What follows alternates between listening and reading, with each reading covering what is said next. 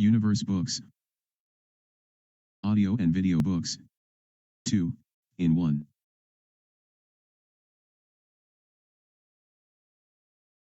Universe Books presents The Miracles of Your Mind by Dr. Joseph Murphy, Ph.D., 1953. Chapter 3. The Subconscious Mind and Alcoholism. The alcoholic is mentally ill, and he needs a mental overhauling. The problem drinker, the compulsive drinker, or the habitual drinker does not drink normally. The problem drinker is the chronic alcoholic. He drinks for days, weeks, and even months at a time. The alcoholic says that a passion seizes him periodically to drink. He is a victim of a habit, because the acts leading to intoxication have been repeated so often, he has established a subjective pattern in his subconscious mind. Because the alcoholic has already yielded to his craving, he fears that he will yield once more. This contributes to his repeated falls due to the suggestions given to his subconscious mind. It is his imagination which causes the alcoholic to return to drinking intermittently. The images which have been impressed on his subconscious mind begin to bear fruit. He imagines a drinking bout in which glasses are filled and drained, then he imagines the following sense of ease and enjoyment, a feeling of relaxation. If he lets his imagination run wild, he will go to the bar or buy a bottle. The drinker uses effort and willpower to overcome the habit, or cause, as he calls it. The more effort or willpower he uses, the more hopelessly engulfed does he become in the quicksand. Effort is invariably self-defeated, eventuating always in the opposite of what is desired. The reason for this is obvious. The suggestion of powerlessness to overcome the habit dominates his mind. The subconscious mind is always controlled by the dominant idea. The subconscious mind will accept the strongest of two contradictory propositions. The effortless way is the best. The first drink starts the alcoholic off. This is due to a subconscious tendency or urge established through habit. There is a law of reversed effort which was explained by the French School of Therapeutics in 1910. It means this: when your desire and your imagination are in conflict, the imagination invariably gains the day. For example, you will hear an alcoholic say, "I took a lot of pains, I tried so hard, I forced myself, I used all the willpower I had," etc. He has to be made to realize that herein lies his error, then he begins to conquer the habit. If, for example, you were asked to walk a plank on the floor, you would do so without question. Now suppose the same plank were placed 20 feet up in the air between two walls, would you walk it? Your desire to walk it would be counteracted by your imagination, your fear of falling. The dominant idea would conquer. Your desire, will, or effort to walk would be reversed, and the dominant idea of failure would be reinforced. If a man says, "I want to give up alcohol, but I cannot," he may wish to give it up, but the harder he tries, the less he is able. Never try to compel the subconscious mind to accept your idea by exercising willpower. Such attempts are doomed to failure. The subconscious mind accepts the dominant of two contradictory statements. It is like the man who is poverty-stricken saying, "I am wealthy." In most instances his statement makes him poorer. The simple reason for this is that his belief in poverty is much greater than his belief in abundance, so he is suggesting more lack to himself each time he makes the statement. This illustrates the law of reversed effort. In other words, the opposite result from that which was intended follows. In using the subconscious to heal alcoholism, you must engage its cooperation. The subconscious mind will accept your feeling, your belief, or your conviction. The alcoholic avoids the conflict which arises in his mind by using the sleeping technique. By entering into a sleepy, drowsy state, effort is reduced to a minimum. The conscious mind is submerged to a great extent when in a sleepy state. The best time to impregnate the subconscious mind, as the French school pointed out in 1910, is prior to sleep. The reason for this is that the highest degree of outcropping of the subconscious occurs just prior to sleep and just after we awaken. In this state, the negative thoughts which tend to neutralize your desire and so prevent acceptance by the subconscious no longer present themselves. Here is a simple method a chronic alcoholic for 40 years used. I wrote this out for him: assume a comfortable posture, relax your body, and be still. Get into a sleepy state, and in that sleepy state say quietly, over and over again as a lullaby, "I am completely free from this habit, sobriety and peace of mind reign supreme. Repeat the above slowly, quietly, and lovingly for 5 or 10 minutes night and morning. At the end of 3 weeks he lost all desire to drink. Each time he repeated the above statement its emotional value became greater.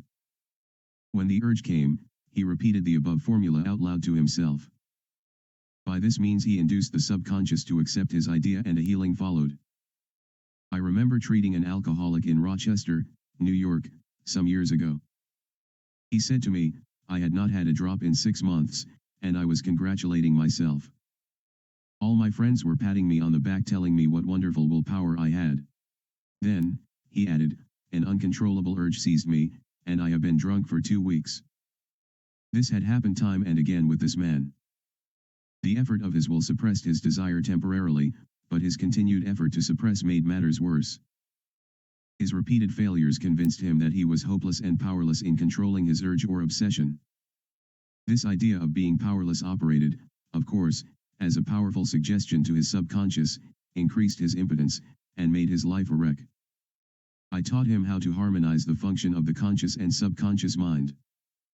When the two cooperate, the idea or desire is realized. His reasoning mind admitted that if he had been conditioned negatively he could be conditioned positively. His mind entertained the idea that he could succeed.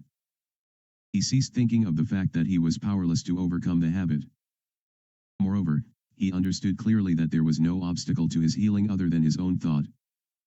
Therefore, there is no occasion for great mental effort or mental coercion. To use force is to presuppose that there is opposition. When the mind is concentrated on the means to overcome a problem, it is no longer concerned with the obstacle. This man made a practice of relaxing his body, getting into a sleepy, drowsy, meditative state, then filling his mind with the picture of the desired end, knowing the subconscious would bring it about in the easiest way. He imagined his daughter congratulating him on his freedom, saying to him, "Daddy, it's wonderful to have you home." He had lost his family through drink. He was not allowed to visit them, his wife would not speak to him. Regularly, systematically, he used to sit down and meditate in the way outlined. When his attention wandered, he brought it back to the picture of his daughter with her smile, tonal qualities, and the scene of his own home. All this was a reconditioning of his mind. It was a gradual process. He kept it up, he persevered knowing that sooner or later he would succeed in impregnating his subconscious with the mental picture. I told him the conscious mind was the camera, and his subconscious was the sensitive plate on which he registered and impressed the picture. This made a profound impression on him. His whole aim was to impress the picture and develop it in his mind. Your film is developed in the dark, likewise, your mental picture is developed in the dark house of the subconscious mind. Realizing his conscious mind was the camera, he used no effort, there was no mental struggle. He quietly adjusted his thought, and focused all his attention on the scene before him. He became absorbed in its reality, somewhat like a sponge absorbing water. It's a sort of mental absorption whereby you are completely identified with the picture. Sometimes you are so engrossed or absorbed in reading a newspaper article, you can't hear a loved one speak to you. He got into this mental atmosphere, repeated it frequently, and knew a healing would follow. When the temptation to drink came, he knew it was his imagination taking him back to the drinking bout, so he would switch off that scene, cut the film, so to speak, and see his daughter, feel her embrace, and hear her voice. The secret of his success was that he confidently expected to experience the picture he was developing in his mind. You are a ship, and thought is your helm. Change the direction of the helm, your thought, as a result you change the direction of your ship. Get acquainted now with that infinite reservoir of strength and healing power within you which is the subconscious mind. If you are an alcoholic, admit it, do not dodge the issue. Many people remain alcoholics, because they refuse to admit it. Your disease is an instability, an inner fear. You are refusing to face life, and so you try to escape your responsibilities through the bottle. The interesting thing about an alcoholic is that he has no free will, he thinks he has, he boasts about his willpower. The habitual drunkard says bravely, I will not touch it anymore, but he has no power to back it up, because he does not know where to locate it. The alcoholic is living in a psychological prison of his own making, and is bound by his beliefs, opinions, training, and environmental influences. He is like most people, that is, he is a creature of habit. He is conditioned to react the way he does. The alcoholic must build the idea of freedom and peace into his mentality, so that it reaches his subconscious mind. The latter, being all-powerful, will free him from all desire for alcohol. Then the alcoholic who has the new understanding of how his mind works can truly back up his statements, and prove it to himself. Your subconscious mind is conditioned by your beliefs and habits. If the alcoholic has a keen desire to free himself from the habit, he is 51% healed already. When he has a greater desire to give it up than to continue it, he will not experience too much difficulty in gaining complete freedom. The alcoholic must recondition his mind. There are ways and means of doing this. When you think good, good follows. When you think evil, evil follows. These are simple examples of laws of mind. If a man dwells and broods on sorrow, he meets sorrow and gloom in his outer experience. If he dwells on peace and good fortune in his business, it will prosper. To know the possibilities of such laws of mind is to be seized with a new inspiration and a new faith. The alcoholic learns that whatever thought he anchors his mind upon, the latter magnifies. If the alcoholic engages his mind on the concept of freedom, freedom from the habit, and peace of mind, and if he keeps focused on this new direction of his attention, he generates feelings and emotions which gradually emotionalize the concept of freedom and peace. Whatever idea is emotionalized is accepted by the subconscious mind, and brought to pass. The alcoholic must realize that something good can come out of his suffering. He has not suffered in vain. However, what good is it to continue to suffer? To continue as an alcoholic is only to bring about mental and physical deterioration and decay. Begin to say no to the urge now. Realize that the power in your subconscious mind is backing you up. Even though you may be seized with melancholia and the shakes, begin to imagine the joy and freedom that is in store for you. This is the law of substitution. Your imagination took and peace of mind. You will suffer a little bit, you to the bottle, let it take you now to freedom, but it is for a constructive purpose. You will bear it like the mother in the pangs of childbirth, and you will, likewise, bring forth the child of the mind. Your subconscious mind will give birth to sobriety. Your thinking controls you, whether you know it or not. You are now fully aware of the fact that your subconscious mind accepts without question the thoughts you impress upon it. You can now begin to control your life. To discipline your mind means to think constructively and harmoniously. One time I read an article about Goethe. He was wont to hold imaginary mental conversations with friends. For example, he would get still and quiet and imagine one of his friends answering him in the way he wanted, with characteristic gestures and tone of voice. He solved many of his problems that way. So can you. Many have asked me about their reason or cause for drinking to excess. There are, of course, many reasons. It may be that a man is resenting his wife, or his job, or his employer. Maybe he is jealous, or he has an inferiority or rejection complex. I have discovered in treating alcoholics that there is nearly always a deep sense of guilt. I am now thinking of a married man, with 4 children, supporting and secretly living with another woman during his business trips. He was ill, nervous, irritable, cantankerous, and could not sleep without drugs.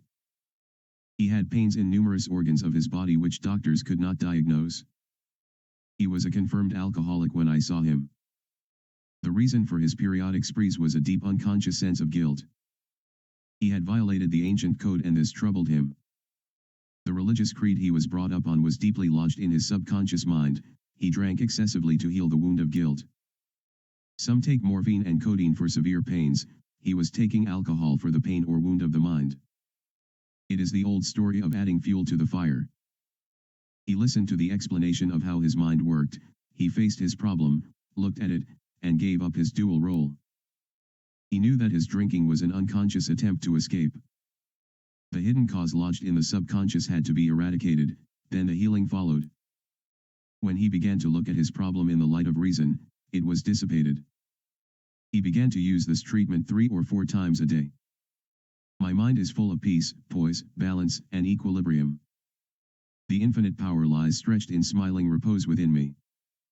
I am not afraid of anything in the past, the present, or the future. Infinite intelligence leads, guides, and directs me in all ways.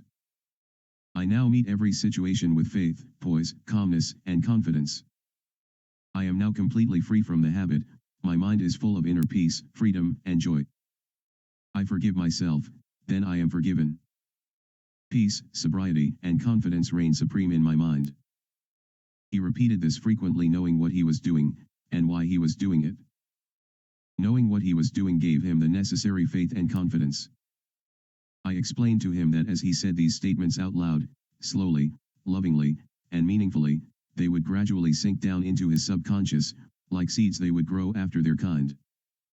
I explained to him that his subconscious mind was like a garden, by planting lovely seeds he would reap a wonderful harvest. It is the nature of an apple seed to bring forth an apple tree. These truths which he concentrated on went in through his eyes, his ears heard the sound, the healing vibration of these words reached his subconscious mind, and obliterated all the negative mental patterns which caused all the trouble. Light dispels darkness, the positive thought destroys the negative. He became a transformed man within a month. Of course, as you know, people will give you all manner of excuses or alibis as to why they drink. They may blame their drinking on some tragedy in the home, some crisis in their life, lack of money, or education. The real reason is negative thinking, which has brought about an emotional maladjustment. As a man thinketh in his heart, so is he. The word heart is an ancient word meaning the subconscious mind. In simple language it is saying, as you think and feel, so are you in all departments of your life. Emerson said, a man is what he thinks all day long. This is the answer and the whole story. The cause is in yourself, in your habitual thinking, your mental attitude, and reaction to life. The alcoholic addict is really seeking to escape some sense of bondage or some subconscious restriction. In other words, the alcoholic lacks confidence and poise. I told a woman one time not to give any more money to her son as he spent it all on drink. I said, you are only contributing to his delinquency. Oh, she said, he kneels down, kisses the Bible, and swears he will never touch another drop. I believe him, then I give him the money. He seems so penitent, remorseful, and so full of condemnation of himself for the way he acted, that I think he means it. I explained to her that these were idle statements on the part of her son, and really meant nothing. Under no circumstances should she give him any more money. I spent some time with her explaining that the boy had no free will, but was just boasting about his willpower to give up drinking. His statements and oaths that he would never touch it anymore were meaningless, as he had no power to back them up. In other words, he did not know where the power was, nor how to locate it. She brought him to see me. He came rather reluctantly, making the usual statement that he was not an alcoholic. I told him to stop this nonsense, admit it openly, and not dodge it. That is the first step in healing. Many remain alcoholics, because they refuse to admit they are. This boy was condemning himself, saying, I suppose I'm no good. Alcohol took him into a world of temporary illusion where in his morbid imagination he was king for a day. This gave him a false sense of confidence and a temporary sense of self-sufficiency. He admitted that if he took one drink, he lost all control, and drank until he fell unconscious. The reason for this is obvious. His mental control was rendered null and void due to a subconscious pattern engraved on his mind over a long period of time. It is like a track on which the train moves. He had established a mental track in his mind on which ran images of drinking bouts, of glasses filled, images associated with feeling of enjoyment and success. The minute this confirmed drunkard took a drink, that was a suggestion for another and another until he fell unconscious. He had subjectively a belief in the necessity of alcohol, the law of the subconscious being that of compulsion. The moment he took one, he was compelled to take another. This young man said what all alcoholics say, if I don't take the first drink I'm all right, but the minute I take the first, I lose control. The reason is that the one drink brings on an outcropping of the subconscious mind which, in the case of the alcoholic, due to long habit and conditioning, says to him, have another. Have another. His subconscious belief and fear is his governor, and controls his conduct and actions. Man is bound by his beliefs, opinions, training, and environmental influences. He is conditioned to react the way he does. Life is forever seeking to express itself through man. The desire for true place, peace of mind, abundance, and security are cosmic urges within all men. There is a law of mind which, when understood, enables man to realize his cherished desires. The cause of all confusion, strife, and problems in the world is man's failure to realize his heart's desires. Show man the powers of his own subconscious mind, tell him that if he will imagine the end, feel it subjectively, and remain faithful to his ideal, the subconscious will bring it to pass. People who try and stifle desire, have really an unconscious impulse toward self-destruction or self-oblivion. When man begins to believe in a power greater than himself, lodged in his own unconscious depths, he is on the way to health, happiness, and peace of mind. There is nothing new about the following technique. It is as old as man. The most ancient wisdom available said, "As a man imagines and feels, so is he." The first step, get still, quiet the wheels of the mind. Enter into a sleepy, drowsy state. In this relaxed, peaceful, receptive state you are preparing for the second step. The second step, take a brief phrase which can readily be graven on the memory, and repeat it over and over again as a lullaby. Nancy School Technique. Use the phrase, "Sobriety and peace of mind are mine now, and I give thanks." To prevent the mind from wandering, repeat it aloud or sketch its pronunciation with lips and tongue as you say it mentally. This helps its entry into the subconscious mind. Do this for 5 minutes or more. You will find a deep emotional response from the subconscious. It is wonderful. The third step, just before going to sleep, practice what Goethe used to do.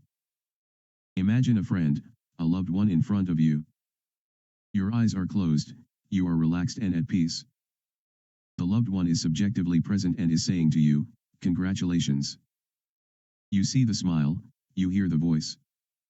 You touch the hand and the face, it's all so real and vivid. The word congratulations implies complete freedom. Hear it, over and over again, until you get the reaction which satisfies. The above technique is sound psychological procedure, and is an excellent means of conveying an idea to the subconscious mind. You know you will go where your vision is. The wishful thinker is a man who does not believe in the possibility of the execution of his idea or desires. He is the daydreamer. The scientific thinker imagines the end, the victory. He sees fulfillment and accomplishment, and maintains his faith every step of the way, knowing that having imagined and felt the end, he has willed the means to the realization of the end. When fear knocks at your door, when doubt, worry, and anxiety cross your mind, behold your vision. Trust it, believe in it, and an almighty power will be generated by your subconscious, giving you full confidence and strength. Keep on keeping on until the day breaks and the shadows flee away. Well, here we finished this chapter and this part of this book. Continue to listen in next video. You can find the link to the playlist with all videos of this audiobook in the description of this video, or directly in the playlists page of this channel. If you enjoyed this work, we thank you if you comment, subscribe, and like this video. Be always welcome. Production, Universe Books.